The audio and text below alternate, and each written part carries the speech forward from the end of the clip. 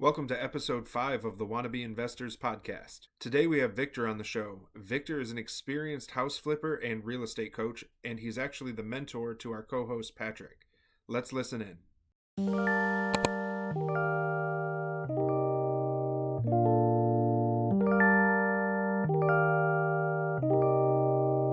Sure. Yeah, I'm Victor. I'm in Gainesville, Florida. That's where I live currently.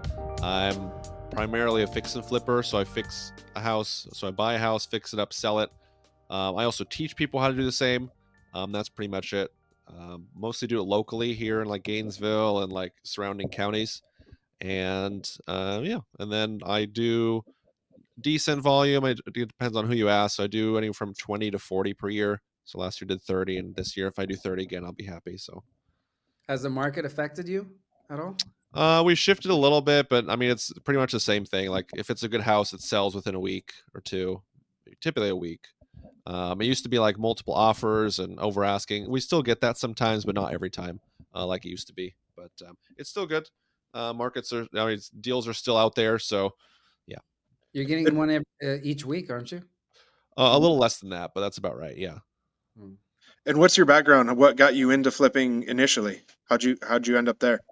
I actually didn't start in real estate. I only started real estate back in 2018, so it's been 4 or 5 years. Before that, so I went to college for bioengineering. I didn't finish. I dropped out. I got 2 years into it, and I realized it wasn't for me. But I really liked entrepreneurship. Like I was a part of the entrepreneur club in college. I was, always trying to start something. So I figured, let me take some time off of school and let me see if I can make this company thing, entrepreneur thing, happen. And lots of failures at first, and then eventually got into real estate and learned a lot and did really well. So that's pretty much it. So I didn't start with real estate. I should have. That was my goal from the beginning. I always thought I need to make money and then get into real estate, make money and then get into real estate, do X and then do Y. Then I realized what if I just do Y? And especially there's so many options for folks with no money or limited money. Like you can wholesale, or you can do this, or you can do creative, or you can, there's all these different options. And I didn't know that. I only knew the traditional stuff, you got to put a down payment, you got to do this, you got to do that. And I never knew you could do other stuff. And what about these failures that you had? What were those? So everybody can hear. Everyone can know about them. Yeah. Okay, yeah. Great. So the first one, so out of college, the first idea I had is and I was listening to some online influencer about it. And basically the idea was why would you start a business if you can buy a business, right? If you have to create it, you got to start it, you got to get it going. So that was my first idea. Let's buy a business. So I bought a wood floor refinishing business. So kind of real estate related. And it didn't go well. It didn't go well at all. I just basically I overpaid for the business. It was basically a one-man show. So I didn't even buy a business. I just bought basically a job, refinishing wood floors.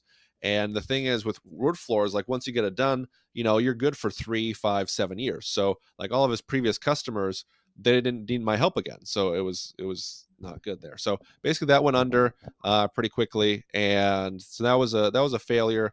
It was a lot of mistakes on my part. I should have kept the lean. I was I want to grow this thing. I want to make it, I want to double it, double it quick. And I just overspent and didn't have the funds. So that was pretty.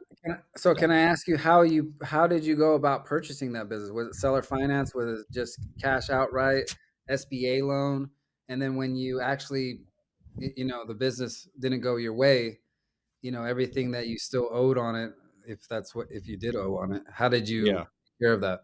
I put a little bit of money down. I had some savings and inheritance, so I put that into it. But most of it was seller finance. I was trying to go the SBA route, but I think I can't remember what happened, but it wasn't going to happen. Something was missing where I couldn't get an SBA finance because I looked into that. So that's basically what happened. So it's seller finance. So when I stopped, kind of defaulted on the note, I just stopped paying the guy. And honestly, he never chased me. He never said anything. He just kind of dropped it. I think he was just happy to have someone buy the business. So maybe he was surprised that someone bought it, and then he moved on. He moved to a different state. And never even asked for it or never went after me. I was 20 at the time. I was 20. So, if a 20-year-old buys your business and fails, I don't know if you're going to chase them down. Probably not. Yeah. Yeah. Okay. Where did you go from there after that failure? Where did it lead? Yeah, I tried a lot of things. Nothing really was that serious. Then I thought like, oh, okay, I didn't go big enough for the first one. So that's what I need to do. I need to buy bigger businesses, which I mean, there's some logic in that. There's some truth in that. So I was going after home healthcare. So the idea was like, it's called like a roll up. So you buy many businesses, you put them together, and you can sell them. So you buy them at 3x, then you can sell them at 5x, 10x in the future. So that's the idea of a roll up, and it's a great way to get rich, is what I thought. So that's what I did. So I started searching for home health companies and to purchase, and I would use SBA, I would use seller financing, and then I get like an investor if I need it to put in the down payment. Back then, there was a loophole with SBA where you didn't have to get any down payment if you found the right bank, and if you got enough seller financing, you didn't have to put a down payment. So I was like, okay, great. That loophole doesn't exist anymore. They closed it, but that was pretty much it. So basically, just went out there, started looking for businesses. Luckily, I didn't find any. I had another friend who ended up buying 3 in total, and at first it was going great, and then like he had a lot of like financial issues, and Corona hit, which hurt healthcare especially. So he went bankrupt in that one. So that was my next business that I worked on. Yeah, but I learned a lot about finance, learned a lot about finance, like buying businesses and that sort of thing. So yeah. Why home health? So the idea was to go into like a fragmented industry, and one of the big industries that the guy recommended was healthcare. So I looked at like, oh, what's fragmented in healthcare, because the idea, you have to have a lot of potential companies to pick out from. You need hundreds, thousands. If you have 4 companies and you talk to company 1 and they say, oh, we don't want to sell, company 2 doesn't want to sell, company 3 wants to sell but for way too much, like that doesn't work. So you need to find a fragmented industry basically. And that made sense for healthcare, home healthcare, where just the numbers worked and the numbers made sense, and we were able to buy it potentially, and yeah, it just made sense to follow that model there. And then after that, So wait, was there a failure in that, or was that was just the next? Oh no, I just never did a deal basically, but Yeah. I was full time at it for I guess like a year or 2, and basically what ended up happening, the friend of mine who did buy a business, I worked for him for a little bit, and then he had to get rid of me just because he was overspending. And I told him he was overspending, but that's a different story. So he was overspending, so he didn't have the money to pay me basically. And then I was a salesperson for him. And then I worked for another home health company. The idea was, while I'm working for one of these companies, let me learn it, because I was brand new. I knew nothing about home health. I knew nothing about anything there, but I was trying to buy a company. So I was like, let me learn, get some experience. So jumped to another company, and eventually I realized like, hey, this is probably not a good idea. You're trying to buy a business with no experience, a lot of leverage, and like no money. That's just a recipe for disaster. Enough people told me that, and I realized it. At the end of that was a failure, I'd call, I suppose. And then at the end of that, I realized like, okay, well, what about real estate? So I got into real estate basically after that. I started the real estate journey. Was there somebody specifically that you found or followed that kind of convinced you to go that way, or was there like an influencer that caught your eye that you decided to learn from? For the real estate side of things, I basically talked to a friend of mine, friend/mentor. He recommended a guy named Chris Chico. And Chris Chico he used to teach, he still teaches like Facebook ads to get leads and get deals. And I thought that was the coolest thing. I was like, oh, wow, you can use Facebook to get potential properties. So that was the coolest thing to me. So initially I wanted to join like his mentorship, but I think it was like $3,000 a month every month. And I couldn't pay that. So that was way too much. So he did offer like, hey, I have a cold caller position open. It's commission only. I'll teach you everything. And if you bring anything for like a wholesale deal, then we'll split it. Well, it was going to be like, I get like 15% or 20%. I don't remember what the split was, but I get some percentage of whatever I bring in. So that's how I started to learn. I started to learn and teach, and we started. I was cold calling mostly Miami at first, and Miami didn't really work. That was 2018. It was super hot. It was such a hot market even back then. Even today, I imagine it's crazy. Basically, I'd call at 8 a.m. I'd be calling at 8 a.m. and call the seller like, hey, any interest in selling? They're like, no, you're the 5th person who's called me today. And it's like 8 a.m. So they were getting like lots and dozens of phone calls every day. So like Miami wasn't working. So we were doing that for a couple months.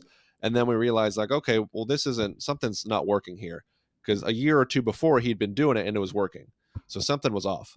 And then I was like, hey, I'm in Gainesville, because I ended up moving to Gainesville, and I can explain that story. But I ended up moving to Gainesville. I'm like, hey, can I just do this in my area? Like, and it'll be my own separate thing. And like, I just want to use your software and use your stuff and use your, whatever you're using. He's like, yeah, that's fine.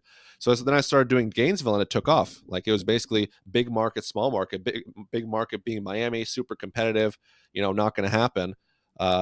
Gainesville, like people would be like, oh, you're the first person who's ever called me about this property, or oh, someone called me about this property like 6 months ago. So it was just a lot less saturated, so I can get my foot in the door. Got my first 2 wholesale deals, made $3,000 on the first one, $3,500 on the second one, and then started getting into flipping, and it just blossomed from there. How What were fast? Oh, sorry, go ahead. How fast did it take for you to get that wholesale deal? It took a while. So I started with him June 2018. I closed the first one Halloween 2018. So June, July, August, September, October. So 5 months basically. And the first month or so was like learning cold calling. I guess the first 3 or 4 months was like the Miami focus, and that just wasn't working. And then I think once I started calling in Gainesville, maybe in 2 months or so, I got the first one closed. So it clicked pretty quickly after that. And were you targeting a specific type of seller? Were you pulling specific lists? How were you going about that? I think with him, we were in Miami. We were just doing, was it like deed lists, something like that? I can't remember the deed, like quick claim deed. I think we were just doing like a very broad list, because we tried like a very specific list. I think we tried like, tax delinquent, or we tried another list, and almost nobody picked up. So we had a list of 1,000. I would just sit there for the entire time, and nobody would pick up, just because again the list was so saturated. You have you have 100 investors calling you per day. You're not going to pick up. So that was the first list we did there. And then for Gainesville, I think I just did absentee. I didn't even do anything crazy. I just did a normal absentee. Even back then, I didn't get any of the targeting right. I just bought absentee. I didn't do like any sort of equity percentage. I didn't do like, oh, it was sold more than 10 years ago. Nothing like that. I was just like, oh, I just bought a list and went for it basically. And was that your first introduction into real estate then? Kind of, yeah. So I my family does real estate, but it was more like a passive thing. It was more of a part-time thing for them. So I had experience from that. So I did help out with some like family properties when I was younger, and did one on my own actually when I was 18. But that was more like rental. It was more different. I always thought of that as a different avenue, different category. Did your parents help you with that, with the capital it needed for that property when you were 18, or how did? No, that was inheritance on that one. So I got lucky on that one. But okay. I basically lost it all. So I had it, and then I lost it all and spent it all with those businesses I told you I failed with. So like I had an advantage and lost it, and then I guess rebuilt it back eventually. So and when you did the first 2 wholesales, what carried you over into flipping property? What was the motivation, or what? What was the shift there that said, okay, I'm doing wholesale, I'm making money, but now go into flipping? It was 2 things. So on the second deal that I wholesaled, the person ended up flipping it. I think they made like 30, 40, 50,000 net, and they almost did nothing to it. I think they put like $7,000 into it. Like they did new carpet, did like a couple paint stuff, and like then they sold it. And I was like, what the hell? Like they barely did anything, and they're making this much. Yeah. And I barely made anything. And they even beat me up on price. That was the other thing. Like they really beat me up on price. I think we ended up selling it for like, I don't know, 112 or something. Don't quote me on that. And like it should have gone for 115, 120, but they were like, oh, I don't know if we're going to make money. This is a tight deal for us. We might not do it. I was like, what the, so that's what I was thinking. Like, why am I taking all this grief, and then they make a huge profit if I can just do it on my own? So that was the first thing. Second thing, there was another deal that came up, and I couldn't wholesale it. Like, especially back then, Gainesville and cash buyers, it wasn't really well established. It really isn't now, to be honest, but it wasn't really well established. So I talked to the cash investors I had, which was like 3 or 4 or 5, and they're like, oh, we don't think it's a good deal. I'm like, what the hell? I think it's a good deal. There's the numbers. I'm confident in the numbers. So what happened was like, I made a good connection with the seller, and like they needed it. They're in a different state. They inherited the property. The property had like hurricane damage, and like they were just sick of it. They wanted to sell it. So I was like, oh, I got to help these people out. Got to figure something out. So what I did, I instead of wholesaling, I found a money partner. So I found someone who wanted to flip it with me, and we'd split the profit at a certain percentage, at a certain like ratio. And like they would put in the money, I'd help run it, run the renovations, I'd help with everything, help sell it, and then we'd split it. And that was pretty much it. And then that deal went great. I think we made 28K. The split for me on that one was 1/3, 2/3. So I made 1/3. So I made about 9K. So for me going from 3K, 3.5K to 9K, that was a big jump. And then I haven't done a wholesale deal since then. I only did those two, and then if I find a good deal, I keep it for myself, and that's pretty much it. So I keep busy that way. That partner that you found, did you specifically seek them out, or was that like an opportunity that presented itself, or did you just say, "Hey, I need to find somebody with money," and you went out and did it? It was I went and found them. Yeah, I wish they would have came to me, but I had to go and find them. Yeah. And how did you find them? Were you looking through Facebook groups or through networking at local meetups? Like, how did you find this person? Just networking, just asking around, and finally found someone. So that was good. Awesome. So after doing a couple flips, what led into the mentoring and teaching other people how to do it? Yeah. So I was doing the flips, and I was doing flip after flip after flip, and people started to take notice. And once in a while, I'd post like, "Hey, we bought this flip," and "Hey, we did this." And then people started to reach out like, "Hey, I want to learn how to do flipping as well. Looks like you're doing well. I want to learn." And I was like, "Okay." And at first, I was just doing it for free. I was just teaching people, but I quickly learned like when it comes to free stuff, like people don't value it. So a lot of the free advice I gave, like people didn't listen, or they didn't, I talk to them a month later and like, "Oh yeah, I haven't done anything with that." So I'm like, "Hey, this is kind of a waste of time if I'm just doing it for free." So I started charging. So I started charging people for it. The first student I sold, I charged him $1, and then I like slowly went up with prices. So it's more than that nowadays, but that's pretty much it. So then I like learned how to structure the program, learned like what works and what doesn't work when it comes to teaching, and then just grew it from there. And then it makes sense, like in my mind, like it kind of overlaps, like doing flipping and teaching it. It's almost the same thing. It's a little bit different things. So instead of like two totally separate businesses, it's like one kind of conjoined business with a little bit of extra stuff that I got to do. And then it's like a positive feedback loop. So if I do more flips, I post more, I get more students, I get more money, I can do more flips, and I can post more and get more students. So it just becomes like a nice feedback loop. That's been working. And that first flip that you did, how long did it take you to complete it? I think it took about 6 weeks for renovation. We listed it, and it was 6 weeks for renovation. Basically, let me talk about that, and then I'll finish the question.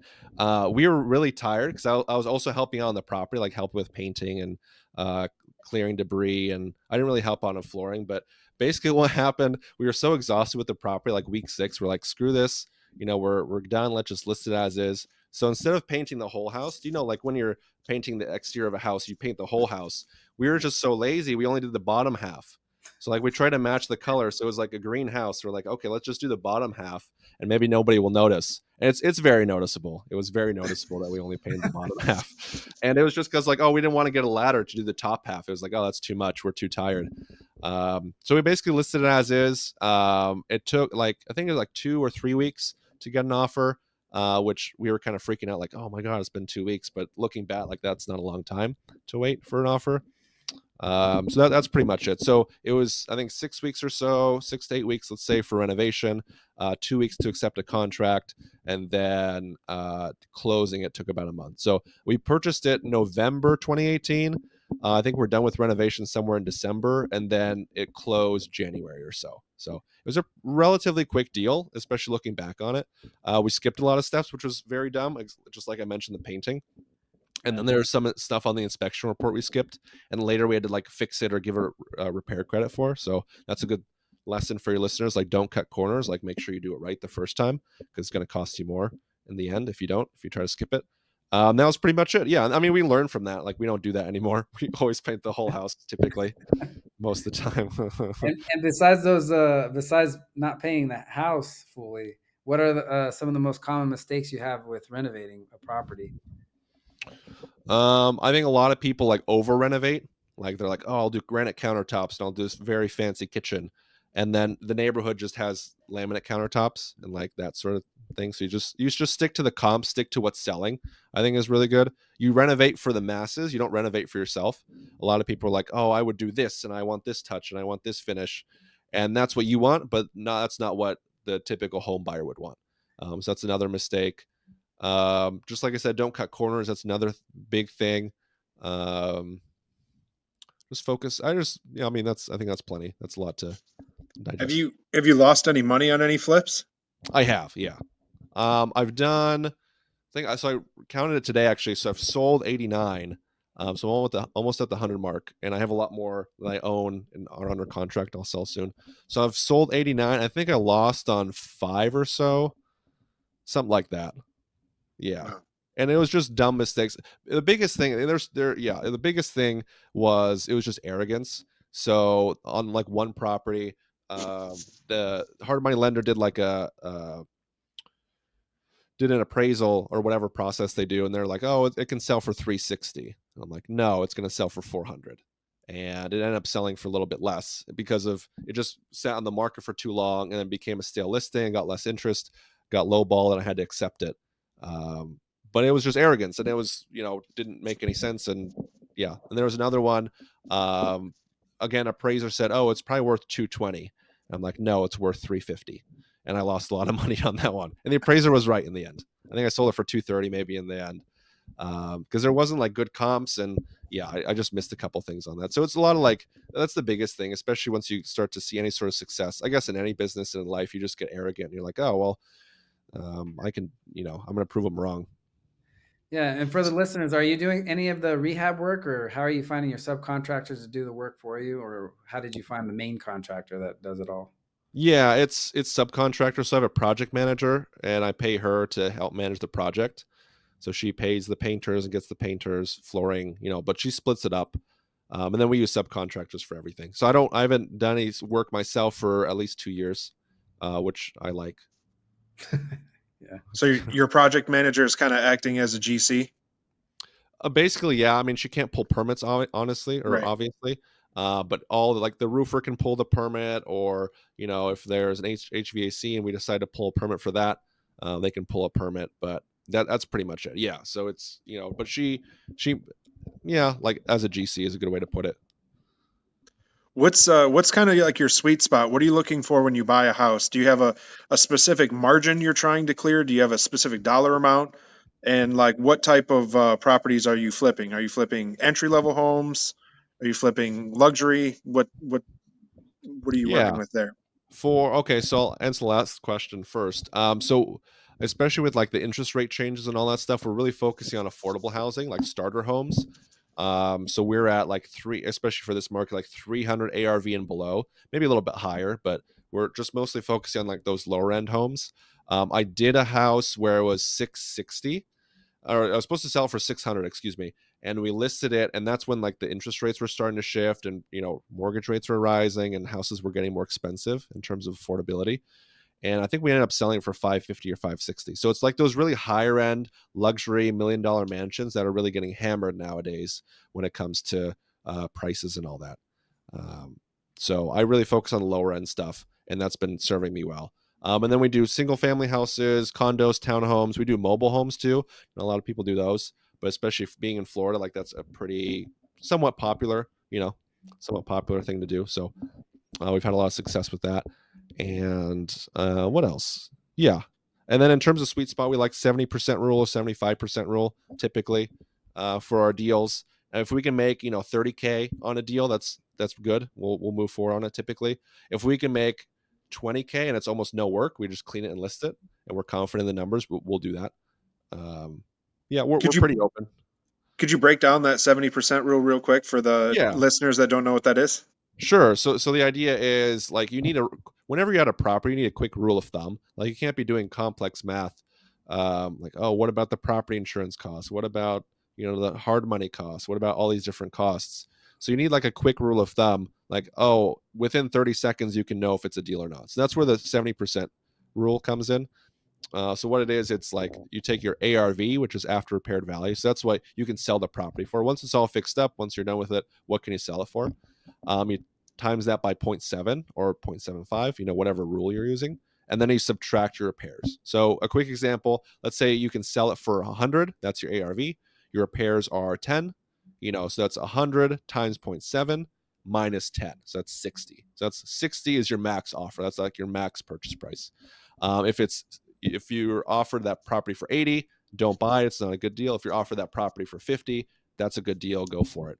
But it's a quick rule of thumb, so you can do that quickly in your head, or you can do it quickly on a calculator just to see if it's a deal or not, and then be able to move forward. Especially in real estate, like you got to be quick.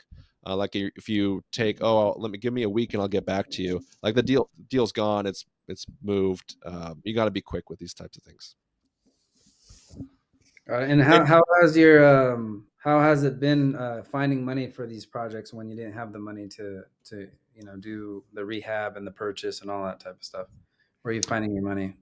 I think just various sources. Again, money partners, self-funding, hard money. I'd say the money is the easy part as long as you get the deals. There's a lot of people searching for deals, and there's a lot of money out there chasing too few deals. So I think that's pretty much it. So there's a lot of people who have money on the side who want to put it to work. So as long as you have a good deal, there's a good profit margin, you can put it together to make it happen.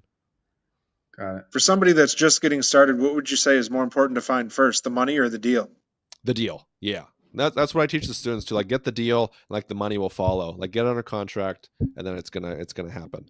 Right. Yeah. If you have a good deal, you shouldn't have a hard time finding money for it. Otherwise, you don't have a good deal. Yeah, and that's a good way to see it. Like if you're having trouble raising money for it, it's not a good deal. Right. It's a good indication, a good signal. What's your main sources of getting your deals consistently each week, or Yeah, a lot of wholesalers. I'd say 50% at least come from wholesalers. I like to build good relationships. Like be easy to work with is very important. Don't try to like screw them over a little bit of money. And that's the experience I had as a wholesaler, because I was a wholesaler for a little bit, and I didn't like to get nickel and dime. Like they'd be beating me up over $1,000, and that $1,000 meant something to me, but to them it was a rounding error. So don't beat them up. Be easy to work with. Give them quick answers. If it's a no, give them a quick no. If it's a yes, give them a quick yes. Stick to your word. Basically, like if you say, hey, I'm going to close on this date, try to close on that date, maybe the day after, worst case. Part of sticking to your word, like don't back out the last day. Be like the day before, like, hey, I actually don't want to buy this thing. See ya. So just sticking to your word is very important. So just build relationships that way. I've seen that have a lot of success with wholesalers. I also get not a lot, but I get deals for my website. I just have a website, simple carrot website, and then people fill out the form. I reach out to them. Those are some of the best leads. Those are some of the better leads for sure. Because they're like more motivated. Maybe they're not talking to people, but they're reaching out to you. So that's inbound. That's someone saying like, hey, I want to reach out to this person because I want to sell. So that's working. That's honestly filled up my, I'm set to do maybe 30 this year, 40 this year. That's set to, that's filled me up in terms of deals. I did have cold calling going for a while. I just turned that off like last week just because I have plenty. Like I don't need any more. Mm-hmm. Wow. Yeah. That's awesome. I'm not used to people saying like, oh no, I've got plenty of deals. I don't need to do this anymore. It's okay. Doing great. It's a unique position. I don't know. I used to think like, oh, maybe it's just because I'm lucky. I think there's a part of that, but I think it's just because I help and I try to build good relationships with the wholesalers. I go above and beyond for them too. Like sometimes I'm the one at the property taking the pictures for them, like they haven't seen the place and I'm there. And then I run our ARV for them. I run like renovation budgets for them. So like I try to make it as easy as possible. I bought for one of the wholesalers, they send me quite a bit. We do like 5-10 deals a year. So I sent him a steak gift card, like an Outback Steakhouse gift card for $200, so he can take out his entire team. So it's like little stuff like that adds up. And then again, just be easy to work with. I think overall makes life a lot easier. And are most of the deals you're doing there in Gainesville area? Are you local mostly? It's mostly local, so it's Alachua County, and then maybe we go a little bit outside of that, depending on what's going on. But that's pretty much it. I like the local. Like I could do virtual, but I just like local because it's within an hour driving distance. If I need to check it out, I can check it out, and I keep it busy that way. And have you mainly fix and flip? Have you kept anything as any type of rental, short term or long term or anything like that? I did rentals last year. I was following like the Burr method, so buy, renovate, rent, refinance. And again, I got hit by the changing interest rates. Like I was running my numbers. I was going to get like an investor loan and refinance it out, like a 30-year fix, like 5%. I was like, okay, cool. And if I do that, I'm going to cash flow this much. I'm like, okay, cool. I ran the numbers. By the time I got around to refinancing it, it was more like 7%, 8%. And what was like a 300 a month cash flow became like $80 a month or $100 a month because of like the changing interest rates and the changing mortgage costs. So I got stuck, got stuck with some properties there that just became losers because of that. So I had 5 rentals last year. I'm down to 2. I'm still trying to sell those 2. I'm all in on flipping. I'm really going all in flipping. It's working. It's where I've made the most of my money. So I just want to continue doing that. I like that you're in, you're out, move on, next deal, and you forget about the house and just go to the next one. And how much longer are you going to be? Yeah. Go ahead. Oh, I was just gonna say, yeah. I mean, with rentals, like it's a good strategy. It just depends on your goals. It doesn't fit my goals right now. I'm still younger, so like for me if I can get active returns that are higher, like active income returns that are higher than passive returns, like I'm just gonna do active returns because I'm not gonna retire. My plan isn't to retire for a long time, so let me just do the active stuff if it's bringing in more. Yeah. And when do you think you'll retire from flipping? And what will be the next? When would be the next strategy? I mean, I like this. I like this. I think this is Airbnb good. or I think a lot of people go from like wholesaling to flipping to rentals to hard money. So I've kind of done that a little bit. So I do the mentorship and I teach students, but what I've started offering like as of a month ago, I'm offering 100% funding for students. So it's like, hey, if you bring me a deal, we'll fund it and we'll split the profit 50-50. And people have really liked that. So I'm kind of sitting on the spectrum where I'm doing flips, but I'm also kind of a hard money lender. It's more like I'm putting in the down payment or I'm putting in some funds. Me and my partners are putting in some funds to make it happen. That's pretty much it. I just plan to keep on doing this. I like this. I don't plan to make any changes. Before it used to be, especially when I was in healthcare, it's like, okay, let me make my money and then get into real estate. Like it was always, okay, let me do this. And then I want to really do this. And I'm just where I want to be. So it's not like, okay, I want to do this thing next. It's like, no, this is what I want to do. So I'm not even thinking of the next thing because I feel like this is it. And can your students bring deals from anywhere in the 50 states and you'll fund those? And yeah, we do nationwide for that. We've seen a lot of like southeast, Midwest type of stuff, a little bit northeast. Yeah. Mm-hmm. And as a mentor with any of your students, have you had any like really big success stories? Because I know there's times with teachers, like music teachers, that have students that just figure something out and then they just take off and run with it. Have you had any like big success stories with any of your students? I mean, Patrick's a success story. He was a student of mine. He is a student of mine. He's successful. He's done many flips and done really well for himself. So, I have a lot of students. I have a lot of students who have been successful. Some like it clicks for them and they're off doing multiple 6 figures. Some do a flip and they're like, yeah, I don't know if this is for me. They move on. That's totally fine. I've had a lot of successes. No one's overtook me. And that's not like, just no one's overtook me. It just takes time to build this out, especially for flipping. It's like capital intensive. So, and then the other thing, like I don't recommend other people grow as fast as I did, because I did 2 flips the first year, then 8, then 20. Last year was 30. This year will be maybe 30 or 40. Like it's a bitch and a half to grow that fast because it's very capital intensive. You're always short on money. You're always waiting for like the next deal to like sell because they're like, oh, finally I have money. So I don't recommend that for people. I'd grow it slowly, like do 2 your first year, or do like 1 your first year, then 2, then 4, then 6, then 8, and then maybe like just do 10 a year and keep it more like a lifestyle thing. There's a lot of like growing pains and like growing stress that you don't need. Like at a certain point, it's just like extra money and it doesn't really do you much. But yeah, so I don't recommend people do that. But yeah, when I first started with Brian, we got the first one, right? And then we got the second one. You told us don't do it, but we still got it. Mm-hmm. And then there was a third one we got, but we netted, over 45. That's good. Wow, awesome. Yeah, so great work. Yeah, the money was just there that we saw it, and we were just like, oh, we got to do it. We got to buy it. So. It's a balance, right? Because you don't want to do too much, and that's the mistake I made, where like I did flip number 1, and I learned so much on flip number 1, and I could have applied that to flip number 2, 3, 4, whatever. But because you do so many at the same time, you can't like apply that learning to the next one. So let's say like on flip number 1, I made a $5,000 mistake. So on flip number 2, 3, and 4, I made that same $5K mistake. So it's like 5K, 5K, 5K. So it's a 15K thing. So there's some value in taking it slow and growing it slowly as well.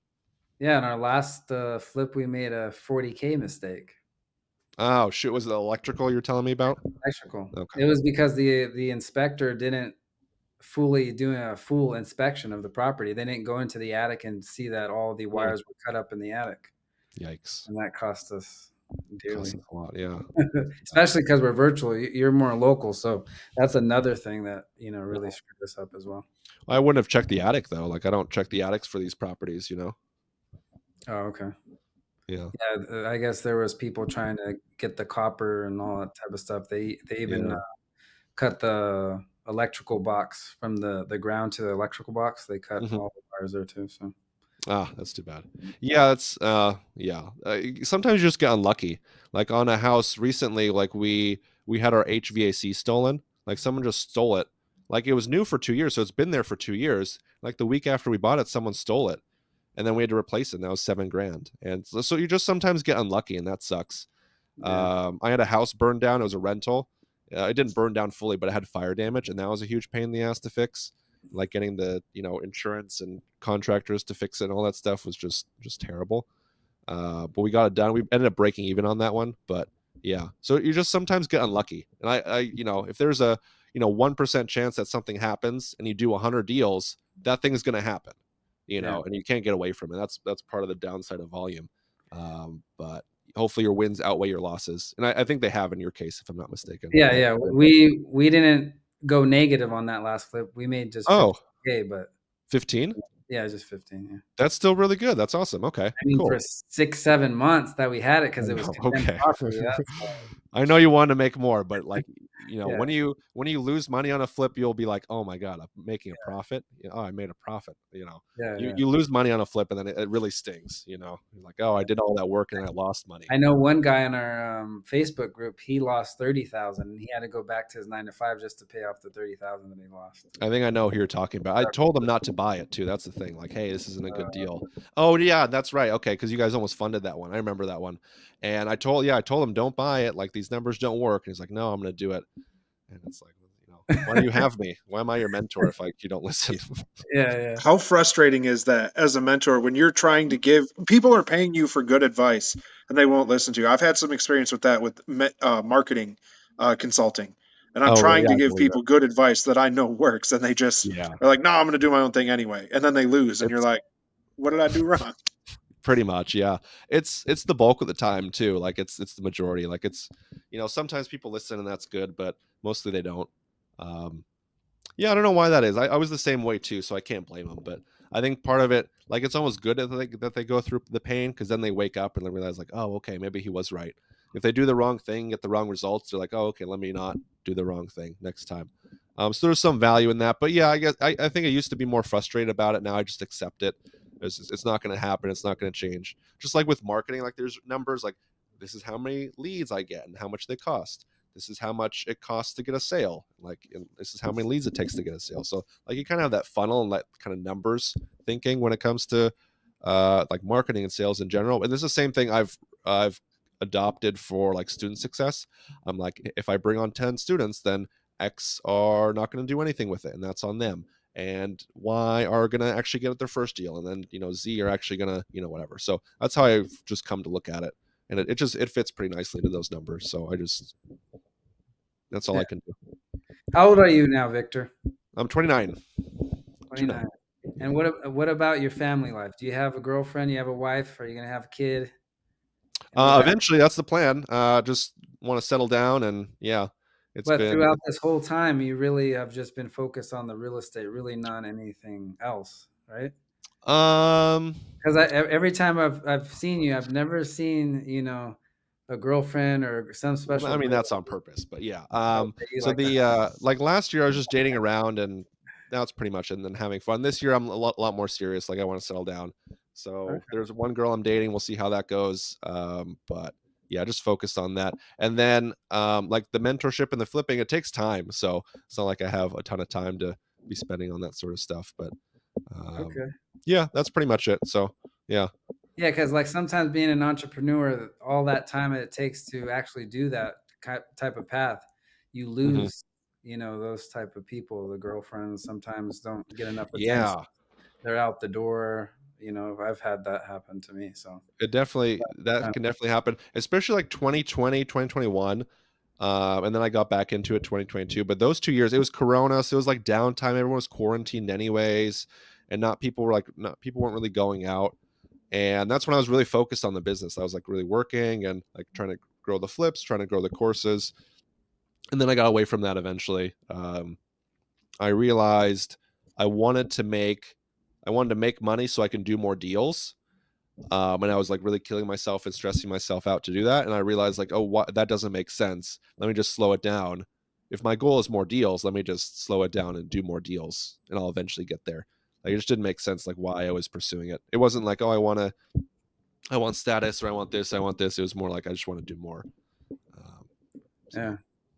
And is that what your mindset still is? You're just trying to basically improve upon what you did the previous year, or do you have any other specific targets that you're trying to reach? That's pretty much it. Just do better each time. I think that like slow compounding growth is really powerful. Like slow improvement over time is really good. I like the 30 a year flip mark. Like I don't plan to grow more.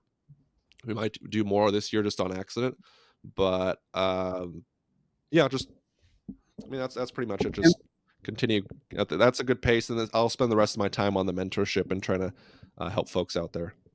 And just on the flipping side, what kind of, I guess, what kind of numbers are we seeing as far as you're making for 30 flips in a year? Like what kind of returns? Yeah, I think it's like 35K net is the average. So it depends on the deal. Okay. Yeah, so it depends on the deal, but that doesn't go all in my pocket.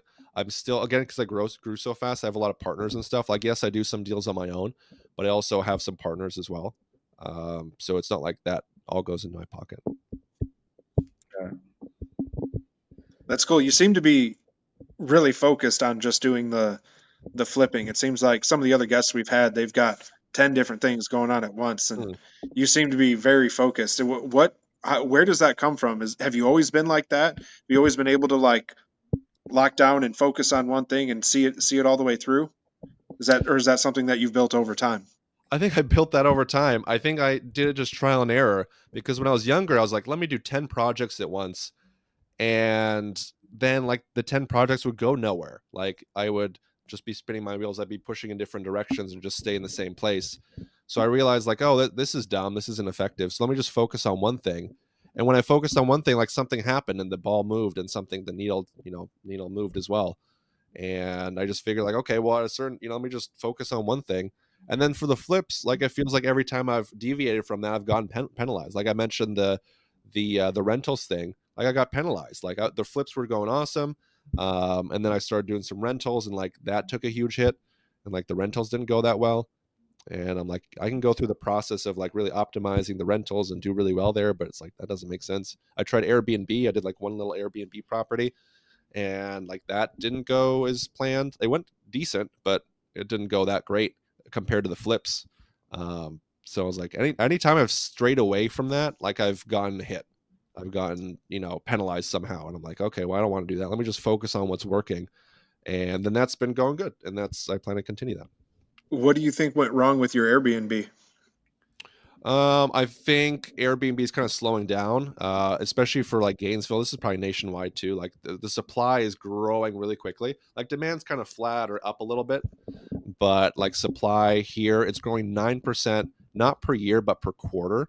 So last year there's 800 Airbnb properties. Now there's 1,200, and that's continuing to grow.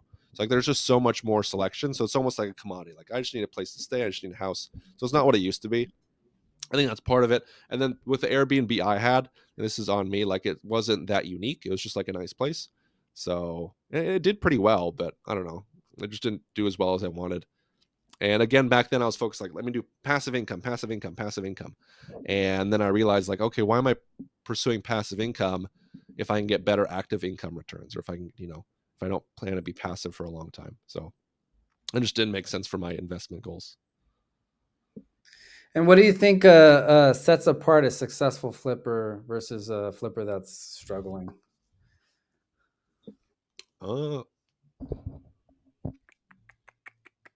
Just probably understanding the numbers, just how the numbers work of everything. So like on the front end, like let's say you're trying to get a deal, like a lot of people get caught up, like they make an offer, get rejected, make an offer, get rejected. Then they think, oh, maybe not, maybe flipping or maybe real estate isn't for me. And then for me, on average, it's like 1 out of 15 offers becomes a deal. So just knowing that makes life a lot easier. So you make your 15 offers, you're on number 7, you get rejected. You're like, oh, I got 8 more to go, before I get something. And it might hit number 7, it might hit number 12, number 17, whatever. So I think knowing that number up front is really helpful. Knowing the numbers for a flip, like you don't fall in love with the house, you fall in love with like the numbers of the house. It's like, hey, I can buy it for this much, I can put in this much, and I can sell for this much. And it really is for flippers, it's 3 numbers. Like, what are you buying it for? What do you need to repair it for? What can you sell it for? And that's it. Like, if you give me those 3 numbers, I can tell you if it's a good deal or not, assuming those numbers are correct. And that's it. It's the numbers. It's not like, oh, it's a great neighborhood, it's a great school district, it's great this, it's great that. Like if the numbers aren't there, I've flipped in like crazy places. And I flipped like mobile homes. And not a lot of people flip mobile homes because like they don't know the numbers. They don't know like, oh, yeah, I can sell it for this much. How much more easier is it to do a mobile home than a house? It's a little easier. I think it's easier to find deals for sure because there's less competition. It's harder to get them financed because there's no hard money lender that I know that does mobile homes. You can get like a private money lender. I've been doing those just with money partners. So we fund it with someone, split the profits. It's a little harder to sell it. There's a slightly smaller buyer pool. So I guess in the end, it kind of evens out. Repairs, some of them are a little easier, some of them are a little tougher. Like foundation issues on a mobile home are super easy to fix. Like you just kind of fix it. It's like a car. If your car's messed up, you just fix it. With the house, you got to like jack it up and you got to like put helical piers, and it's a thing. Yeah. So mobile homes are good. And then I know we say like mobile homes, it's not really mobile. Like it's attached to the ground. It's not like you can hitch it to a truck and take it. Are you doing homes that are on their own land or homes in parks or both? Only land. Yeah. I haven't done a mobile home park deal or a mobile home in a park. It's because you don't own land. Like you're basically just flipping a car at that point. So I've never done that. It's on land. It has acreage. It's half an acre, 5 acres, whatever. And that's been That's been good. What's your favorite type of project to work on? Your favorite type of flip to do? Probably like the cosmetic stuff, like paint, flooring, list it stuff. Something super easy. That's pretty good. It's cool to see the transformations, but like I've seen enough of the transformations where it's like I don't need to really see anymore. I do need to see more. I like it, but it's not like I'm still astounded by it. I don't know how to word it, but it's not like as magical as it used to be. And like I care about the profit. I care about the profit on the deal. So maybe I should answer that way. Like whatever has the highest profit, that's my favorite deal. Highest profit, least work. If I can just sign a check with 100,000, I'll take it. Yeah, I feel like people are afraid to say that sometime, but it's like the whole reason we do this is for money. Yeah. Like, yeah, if I didn't want to make money, I'd be a teacher. Like it's you have to want to make the money, and the numbers all have to make sense. Exactly. Yeah, I think the net profit's nice, and I think I was definitely spoiled in like 2021 and 2020 just because like the numbers were crazy. Like, hey, we want to buy at this, and then like, oh, it goes over asking by 40,000. So you do get spoiled by that, and it's not so much like that nowadays. But yeah.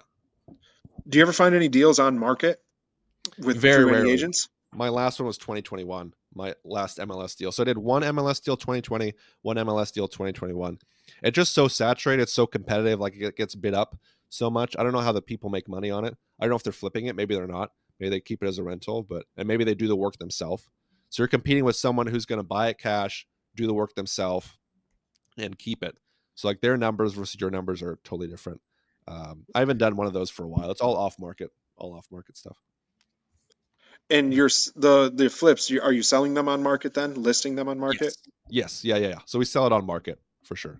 Yeah, we have to. That's where you get the best pricing. That's everyone sees it. It's public. Anyone who's interested, if you're in California looking for houses here, you can see it. And that's what you want. You want it as public as possible. You want as many buyers bidding on it as possible to get the highest price. But you're Do not you doing ever? Oh, go ahead. Go ahead, Sorry. go. No, you go ahead. Well, you're not doing it with a realtor. You're doing it with that special way that you do it, huh? I do. So I got my license a year or two ago, and I realized like it wasn't necessary. So I just listed a flat fee, like it's like flat fee MLS listing service, and they have them nationwide, but it's per state. So that's how I list it. So it's for me, it's $175 to list it. They just put on MLS. It goes on Zillow, MLS, Realtor.com. It goes on all the websites. It goes everywhere. But then we handle the showings, we handle the offers, we handle everything A to Z, and that's pretty much it. But you save the 3%. So you save the 3% seller's agent. So you still get a buyer's agent typically. You give them if they're 3% or whatever. So I did the math, I think a month ago, and I saved $455,000 by listing it myself. So almost $500,000 just by listing it myself instead of using a realtor. That's incredible. I can't wrap my head around that. How many deals? It's Well, you said I don't know where 89 that money deals is, you've sold. I'll find it one of these days. I don't know where that money went. It's another deal, I guess. But yeah. So where can our followers get a hold of you or follow you if they want to learn how to flip? Are you taking new students? How does that work? I am taking new students, as mentioned. So I mentor people A to Z, how to find the deal, how to run your numbers, how to get the financing. I'll even fund it 100% for you. Then we'll split the profit. So that's pretty enticing. I have a Facebook group is the best way to reach out to me, 6-Figure House Flipper, or you can find me just Viktor Jiracek on Facebook, and then reach out, shoot me a message, and that's pretty much it. That's the best way to reach out. Okay. All right. And do you have any specific advice to somebody that's just starting out? I think there's a lot of value in just getting started. Like, I had a mentor who told me to get started like 7 years ago, I guess now 8 years ago. And I wish I got started then, because it has been exponential, right? Like I said, 2, 8, 20, whatever.